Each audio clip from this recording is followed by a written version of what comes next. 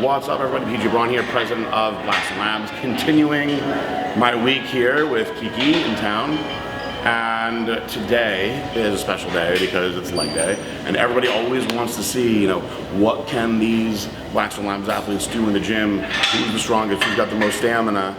And I have high expectations for Kiki, so we talked about what we're going to do beforehand, and she likes to squat heavy, so we're probably going to do a pretty basic but heavy workout and see just what Kiki has. I want to know, because she's got plenty of muscle, that's for sure. So she likes to train heavy, and you often start with squats, right? Yes, that's right. So we're going to get right into it with squats, and she's going to dictate to me just how much she's got in her, but I'm going to push her. But I really fell in love with the hack squat, but once I started getting into those volume styles of training, my legs just started growing more and more and more. And then I look at some of the best squatters in the world, and they often don't have good legs.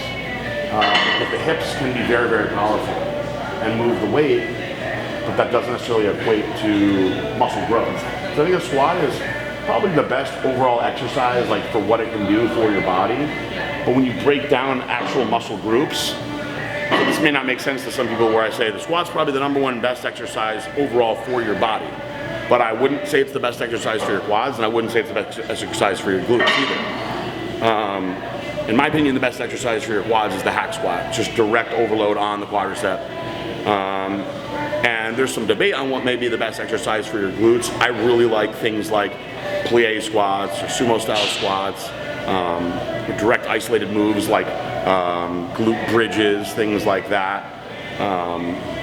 But those are really focused areas. So the squat hits more over all of those areas than anything else, but I don't believe that it is the king of just one particular body part.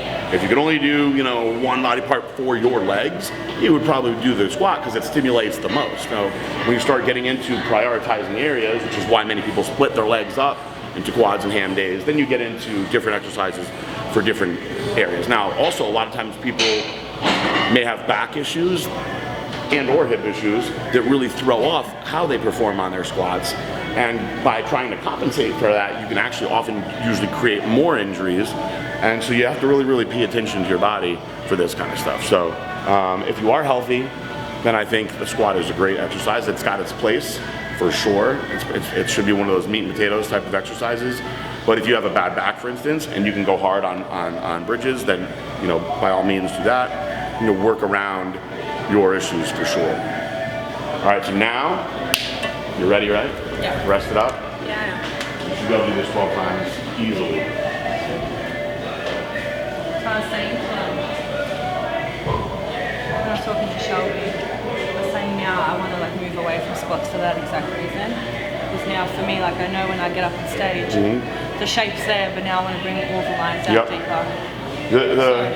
The high reps volumes of things on the hacks and the leg press will do it. So when I was a really good squatter, I had very just explosive, powerful hips. Yeah. But my quads, I had thick hamstrings from the side, but my quads, I didn't have as much through here. So when I would turn from the side, people would be like, man, your legs are thick from the side, because I had a lot of depth through here, and I think a lot of that comes from squatting. But it wasn't until I started just prioritizing direct quad work in here where I felt like this started to come out a lot more. And you can play around with your positioning on a squat and bring your stance a lot in more, but then you start compromising your spine a lot, because most people are going to have more power with a wider stance. Well, you're going to get a lot more adductor. Yeah. Then there was, on the flip side, there was a point later in my career where now it's really big, and one of the things that people would critique me on was my adductors weren't big enough, and that was because I had actually gotten away from squatting a lot. So I got into doing some really wide stance squats so I can stimulate that area a lot more, because there are certain, of course, isolation exercises for that, but sometimes you just need to overload heavy weight. So if you're somebody that started on squats and have built your foundation on squats, it's definitely good to switch into getting into some of those extra, stimulus things. Most powerlifters, they always squat no matter what, and a lot of bodybuilders that were taught from powerlifters, they squat no matter what. So I think that people are very hard on people who don't squat as saying, oh, well, you're not tough because you don't squat and this and that. Sometimes the squat is just not the right exercise for that individual. It may aggravate your knees, may aggravate your back, whatever. And by pushing through that, you're usually going to set yourself back worse. It's good that you know, have toughed it out, you know, with your hip issues, but you don't want to make the hips worse and worse. A heavy squat and you know, things like sumo deadlifts are really bad on your hips. You know, progressing through those for many, many years, you know, you're still young now, 10 more years of that, you know, and that joint, that hip joint goes. So it's like, it's okay to back off sometimes, guys. But not today, because she still has to do 12 reps here.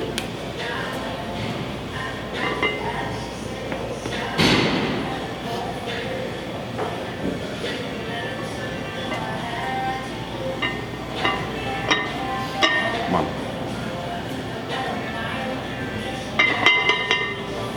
Good. Good. Good.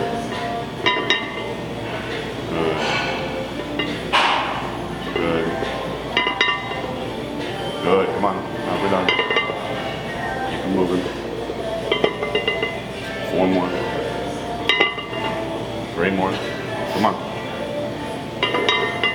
2 more. 1 more. Nice job.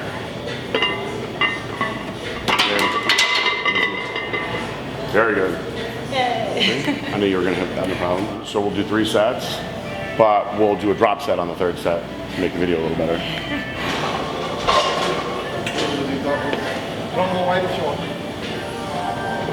Single's more fun.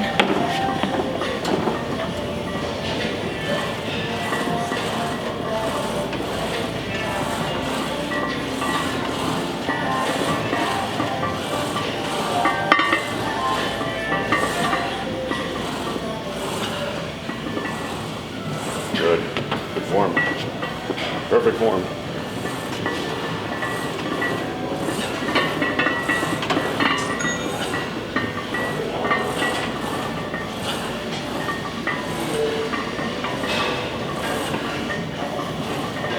Nice. Good. Now, it's another thing is the single leg press is going to be harder on your hips also. So that's going to aggravate that even more because of the isolation and the balance that's involved in it. It puts a direct impact on the hip. For what you want, like what you're wanting out of your quads, you would benefit a lot from doing a narrow stance Like this? with both feet together. Yep.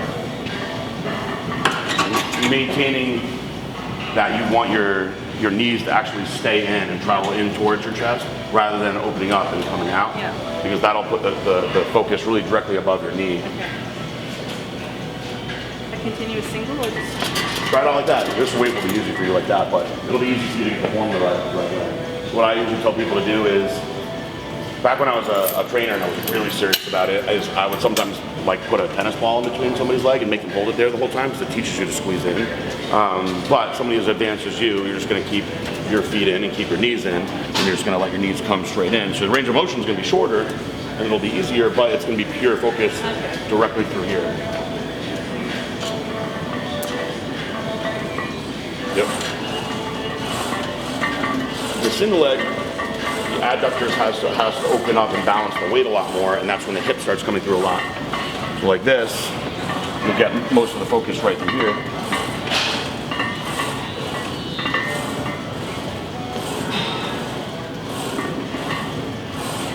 And you'll actually be, so if you can do 2 plates with 1 leg, you'll be able to do, obviously one would think, okay, well then I could probably do 4 plates with 2 legs. You're actually gonna be a lot stronger with both legs because the balance is what makes it harder with a single leg.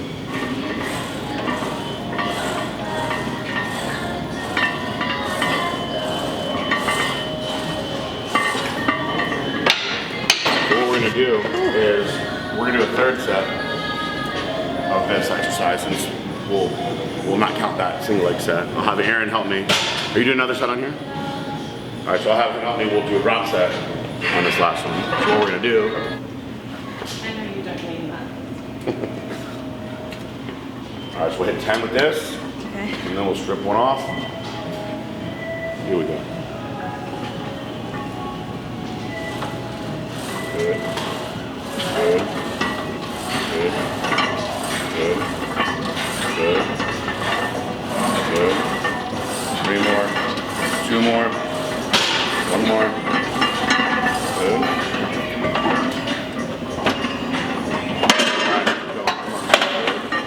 Good. Good. Good. Good. More. Keep going. Let's do 3 more. 2 more. 1 more. We're gonna throw that one off. All right, that's the easy way now. I can wrap it out. Let's go. Good. On my legs. Good. Good. Good. Come on. Let's do 5 more, 4 more, 3, 2, 1 more. Oh, 1 more. 1 more. There you go. Now you're done for it. Now you're done for it. Good set. Yeah, when I saw how easy that you did those 2 plates with 1 leg, I knew that I had to make you go a little more. Both legs. There's another one, depending on how you do it. So the way he's doing it is going to be way more quad. To do it the other way, reverse, is going to hit your hips a lot. So that would be one. I actually like squatting in here, reverse. It's actually easier on my knees. But if you're going to do a real, like a true hack squat, then I would do it in the side hack squat. This is going to overload your quads hard. This is like a pure intense, all quad hack squat. This is like one of my favorite ones. Actually, you don't really see this, unfortunately, in a lot of the gyms anymore. And what you have to do is to figure out where you're going to want your feet to be. The lower down you go, obviously the more you're going to overload your knees. The higher up you go, so it's safer on your knees. You're actually going to be able to incorporate a little bit of glute. You're going to want to be closer to the top. You'll probably feel good around here is where I find is probably the most comfortable. But it's really up to you. So I always use a very narrow stance. And I try to internally rotate my hips in when I hack squat. So a lot of people, the first thing they do is they actually externally rotate their hips. So they're like this. And so what happens is when you externally rotate your hips is when you start to squat, your knees also start to come out, right? And you start to gather a lot of the power all throughout your legs, but a lot more in here as well. So what I try to do is, now I'm not necessarily saying that's wrong, that has its place. But what I try to do is I take a closer stance and I actually rotate my hips in. And when you internally rotate your hips and you come down now, you actually feel it right away, right through the outer portion of your quads way more. And your average person is going to have more weakness through here. It's sometimes people just genetically have beautiful quad sweep, but for the most of the time, people are bigger on the top and it gets smaller as it goes down. So if you can really put extra focus through here more and build this up more, it presents an illusion of a smaller waist, more quad sweep. So I try to do my focus with my hack squats there. Now, if you have knee issues, the closer you go and the lower you go, the more it's going to hurt your knees. So if you have knee issues, you're going to want to go higher, a little wider. And if they're healthy, by all means, don't go all the way down here and wreck them because they're healthy. Do what's right for you. And you see a lot of old pictures of guys like Tom Platz doing things like sissy squats. So sissy squats are an awesome but very dangerous exercise. You could kind of mimic a sissy squat in here because as you're coming down, your knees are going to go way, way over. And you'll feel that stress all through here. A bit of a dangerous approach.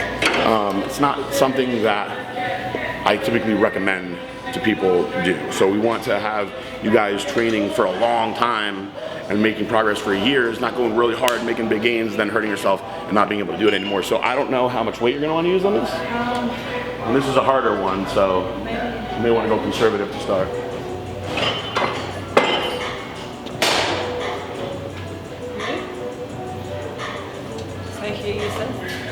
Yeah, you'll probably feel good with your toes like around this line right here. Up here, I think is a little too high. But you'll feel it yourself where you feel good. These just go out. Okay.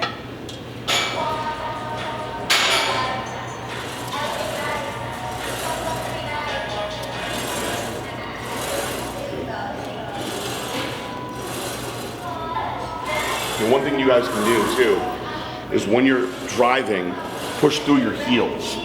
So if you drive the force through your heels, you're going to be stronger because you'll still incorporate your glutes. We often have a tendency to push through our toes and lift our heel off, which is going to be dangerous on the knee as well. So drive through here through your base.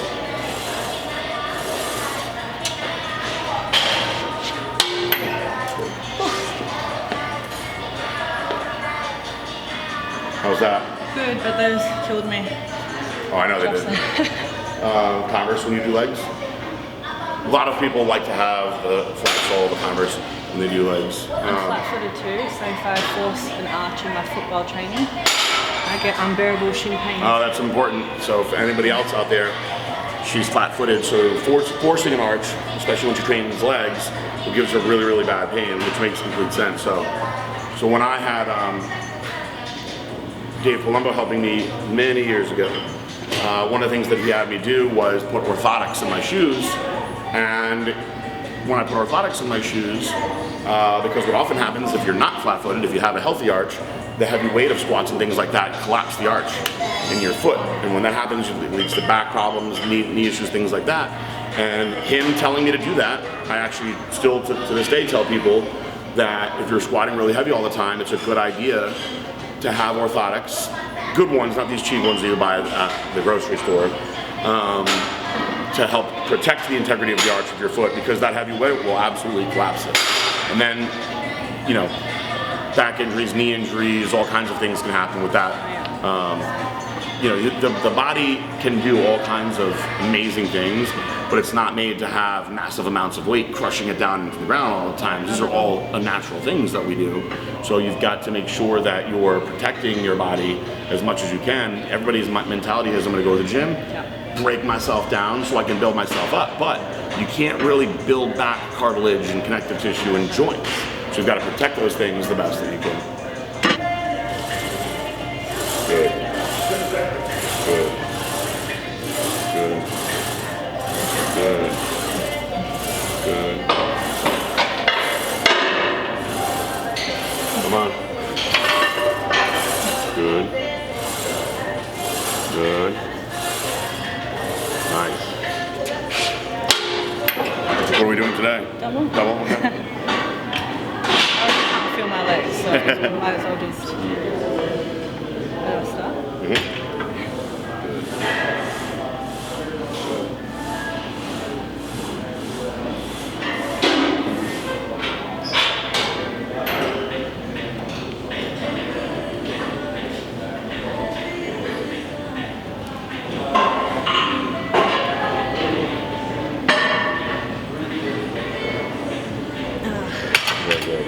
Perfect form. You can see her quads are very developed. So a lot of people, when they do like, they have a tendency to let their knees trail out like this. And when your knees trail out, you're going to engage all this a lot more as you come up. So you want to stay in this proper plane of motion with knee flexion. So knee flexion simply brings your knee up and down like this. So you want to have your knees perfectly straight when you do this. So you can keep them perfectly straight here, but with this thing in the middle, you have to focus on holding them right there. That's the only reason I don't particularly love this one, but the form is perfect. So you want your knees staying in, coming up. Now we're flexing everything all really hard in here, and then coming back down versus letting your knees come out. You're changing the stress. So what I also try to do is keep my hips, I've talked about this before in videos where I keep so here's relaxed and actually kind of externally rotated. I'm internally rotating my hips all the way in from up here. And that way I can focus through here and really, really get that contraction going through the outside of the muscle more. And you'll feel it, it's harder because you're gonna feel it all the way up here. The muscle wants to push out. You're gonna be stronger through here. So that's just a way to maximize where you're actually putting the stress. So.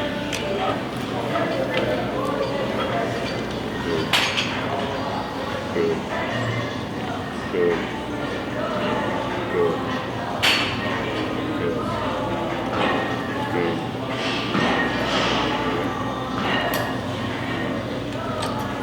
Awesome.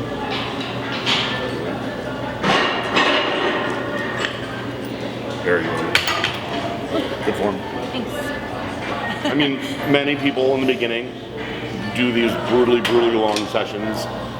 And it's much better when with your entire lower body to split it up. I fatigue too quickly, and you're more prone to injury that way as well. Of course. And then you're not really getting the most out of the second half of your workout. If you're a competitor, a very good idea to split your legs up, especially if you're a woman. Now, let's say you're just your everyday gym goer, but you like watching these videos for motivation. You like learning new things. Well, you should put your legs in one day. Absolutely. If you only have, let's say, 4 days, make one of those days legs. Don't make one quads or one hams and cram the rest into those other days. So you prioritize what's best for you. If you only have one day, pick like 3 quad exercises and maybe 2 hamstring exercises. That's 5 total. Go hard on those. It's a good long hard leg workout. Now, if you have the ability to train 6-7 days a week and you're splitting them up, well, then you can go 4 or 5 exercises for quads and let's say 4 exercises for hams, or do all these different glute exercises, because you're not going to really overdo it the same way. To do that all in one day would just be absolutely too much. Start producing too much cortisol. You know, even if you're juiced out of your brain, it doesn't matter. You can only do so much in the gym before cortisol starts to release. So you want to split it up when you do that. For this, I usually start at maybe like 8. Okay. Yeah. And then I'll do about 10, 15. And I drop it 2 weights down. All the way to Oh, cool. It's like a drop set with nice booty pump for the ladies. So now, if you haven't done these exercises before, there's a big difference in strength between the abductors and the adductors. Very, very big difference, because this muscle is involved with your glutes so much. There's a lot of power comes through here. So you're going to be able to use a lot more weight doing this than you will when you do the opposite motion coming in. So if you're going to be supersetting those exercises, you've got to adjust the weights accordingly.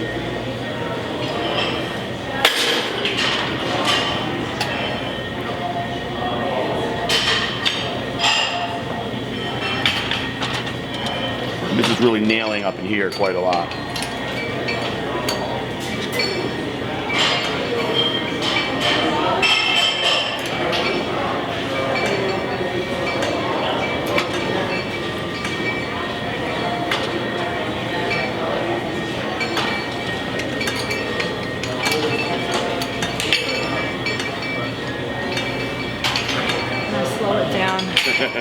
When I get to here, I make sure to focus. Yep, get that squeeze. This form is all perfect.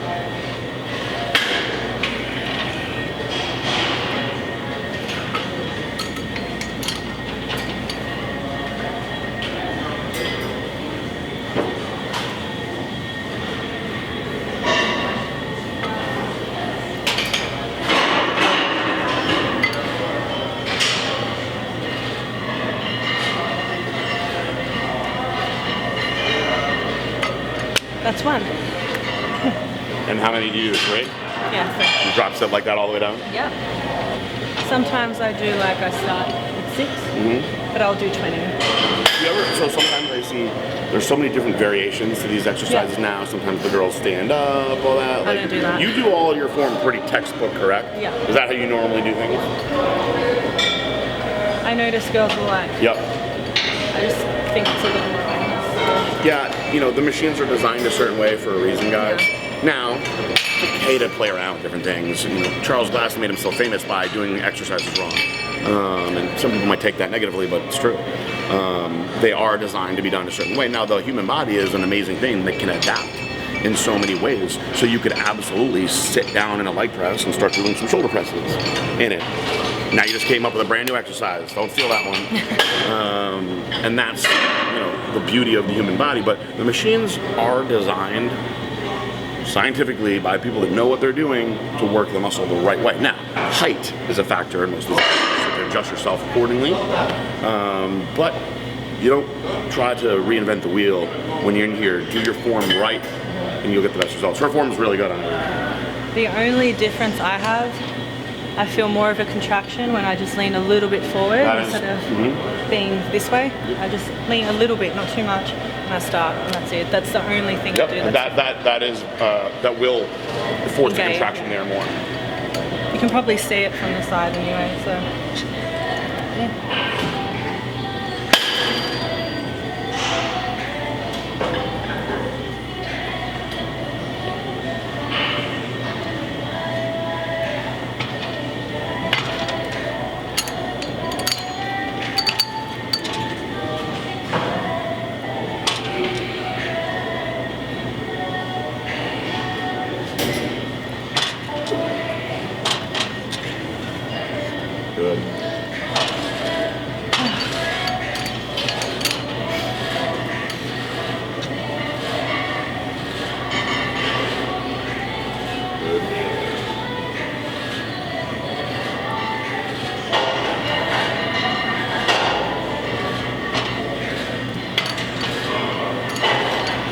Also, if I feel like one side's not firing as much as the other, I always tap it. Mind muscle. Yep, that mind muscle connection, you do that. It can be like this, or just touch your butt, touch your glutes.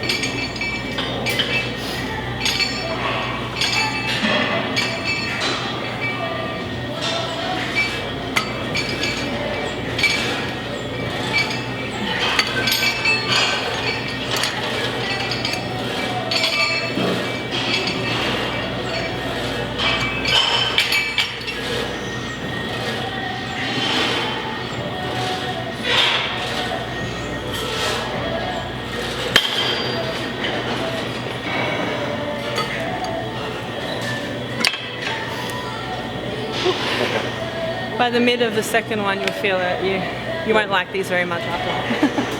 That's the kind of volume that I like to see. So that's about, there's 3.79 liters in a gallon. So she's drinking about 3/4 of a gallon of water is her standard. So Yeah. In prep, I usually drink 6 to 8, depending on. Yeah. which is what you'll see most people prepping in the United States doing also. You see a lot of people Yeah. just drinking insane amounts of water. It's quite common to see people, even small little bikini girls, drinking 2 gallons of water every day. It's not flush everything.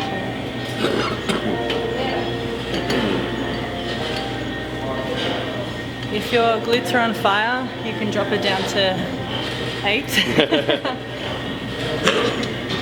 to start with.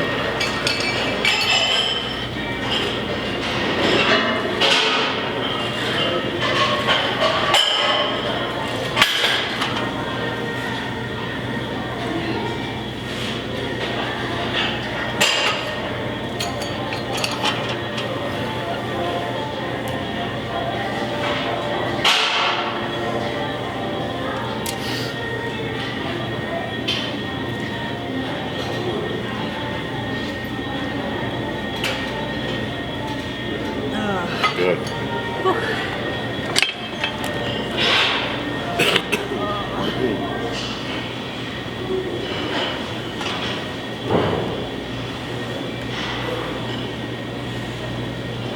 A lot harder when you do these at the very end.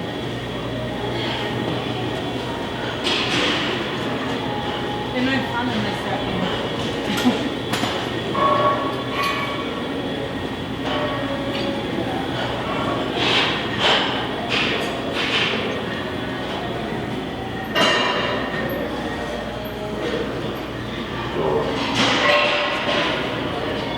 I think last time we were doing these was with Keon.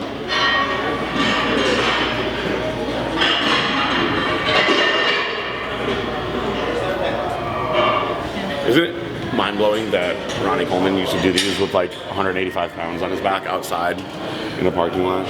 Of all the crazy things that he's done, that was always one of the ones that blew my mind the most, that at the end of his workout he would go outside, put 185 pounds on his back and barbell lunge across the parking lot. no pain, no gain.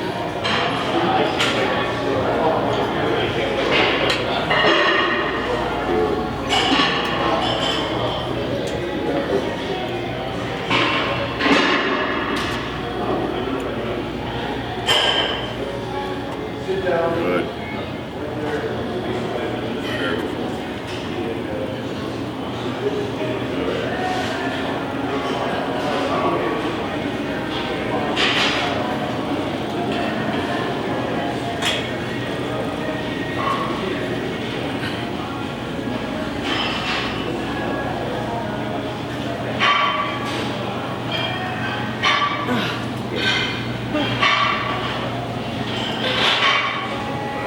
Contemplating my life right now. she actually does a very quadricep focused lunge when she lunges. So there's a lot of different ways to lunge. To get a little more glute involved, you've got to take a bigger, deeper step. She actually takes a shorter step and then goes straight down, and then you can actually see she fires her quad to come back up. So it's a little bit more compact of a motion than rather when you see people really go out like that. For the quad workout that she's doing today, it makes sense. She's still working her glute regardless, but you're changing the stress basically by the size of the step that you're taking.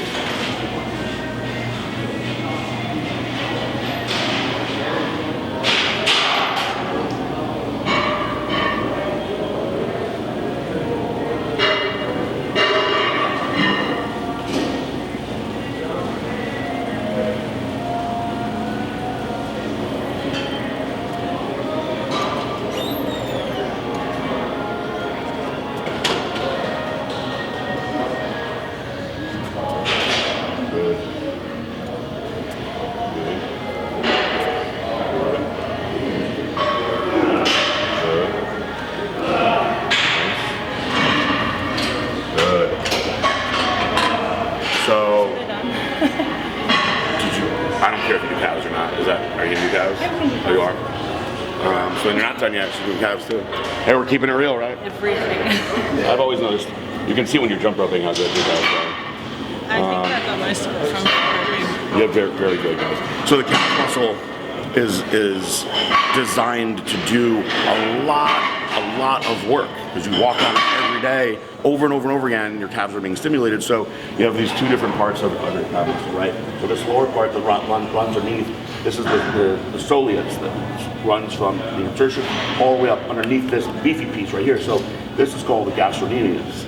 And that's when it's developed. You see these two heads come across. Now they can be stimulated from different angles. So your average seated calf raise is going to give a lot more soleus work. And most of the other stuff you can actually get the people call it the gastroc for short, focused a lot more with those exercises. So my favorite one, which I don't even know, we have one here, is the donkey calf raise. Love the donkey calf raise. Those are the ones, the old-fashioned ones that you would see of, like, for instance, guys like Arnold Schwarzenegger bent all the way over with people sitting on his back. That's the old-fashioned way of doing donkey calf raises. A lot of gyms nowadays, well, I shouldn't say a lot because a lot of gyms don't have them, but if you look around, you can find gyms that have a donkey calf. They're almost always going to have a seated calf. And I'd say that probably the most basic one that anybody can do is a standing calf raise. And if you don't have a standing calf raise in your gym, you can go into a Smith machine and do them in there. You can even put a 45 on the floor. You can find a little platform to do it on. You can go on a leg press and just do extensions like that. There's tons of different things that you can do. So this is kind of cool. Seated calf raise machine. And then you go like that when you're done. Put it back in. Actually, never seen one of these before. This is one thing I like about Athletic Factory. They have a lot of cool old equipment that you don't see in other gyms. There's a standing calf raise right there. So what the donkey is, you're gonna get in here like this. You're standing up with it, right? And so you're gonna let your heels come down so you get that full stretch, and then you're coming all the way up, all the way down, and then all the way up. I love this exercise. I often find that when you're really strong in calves and you're going super, super heavy in the standing calf machine, I find that it pushes on my neck and shoulders in an annoying way. Where this one, you can hold weight on the top of your butt all day long. But you can figure out which one.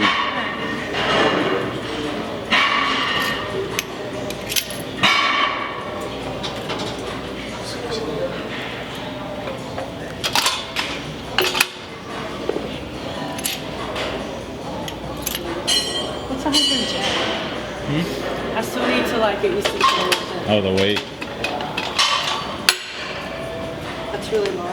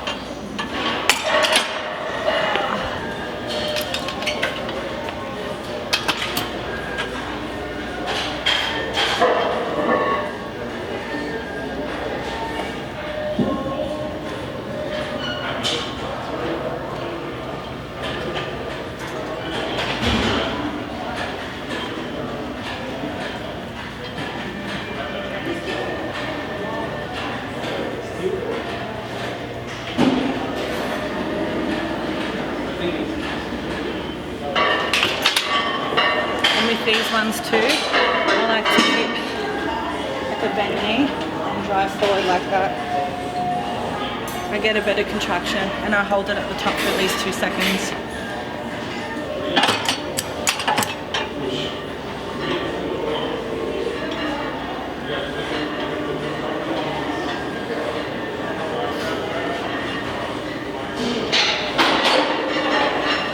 Okay, so you can start on the house all over.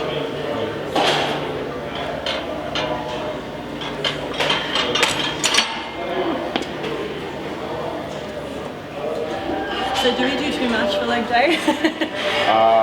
No. Okay, good. And I'll do like 4 sets of 15 to 20 lying hamstring curls. Okay. And then I'll do like 4 sets of 20 to 25 on seated hamstring curls. And then I'll do... That's all one, like legs as one? Yeah. Okay. And then I'll do 4 sets of like 20 reps on the leg extension. And then I'll do leg press. What I typically do is I start with 2 plates and I do 20 reps. And then I put on 3 plates and do 20 reps. And keep on going until I can't hit 20 reps. So sometimes it's 5 sets, sometimes it's 7. And then I actually strip it and go in reverse down the opposite way. And then lately I've been doing reverse hack squats. And I'll do like 3 or 4 sets of around 10 reps on there. And then I go back to the leg extension and I usually finish with a lot of different like high rep drop sets and legs, stuff like that. So I do everything all on my one day. So my one day is a little bit long, but because it's only one day, and I train my legs about every 5 or 6 days. Okay. So, you know, I don't think that you're doing too much. If you were doing like overload, like let's say today we did squats, right? And I made you go like to failure on all 3 of those sets, where I was picking you up on the 10th rep, and then I put you on the leg press, and you go to failure on all those, and I push you through like that. Then today would be too much if you're doing that all. I would make it out. But you're moving weights that you're handling fine. Yeah, okay. So to me, you're good.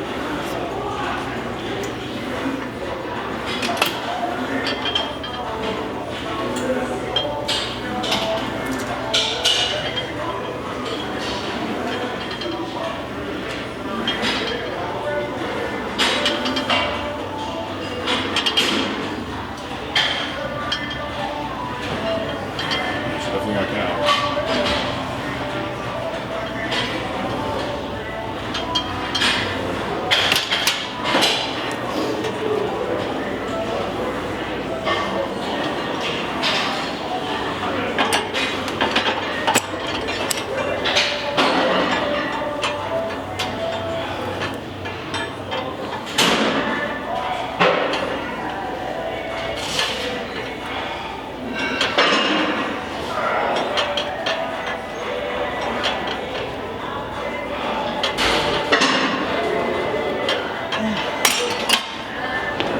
Finally done. Finally done. So that is how Kiki Vhyce trains her legs. So you want to Quad day. quad and a little calves. So if you want to emulate her and do what she does, that's the approach. You can write it down, go in the gym, execute it. Make sure you're going all out.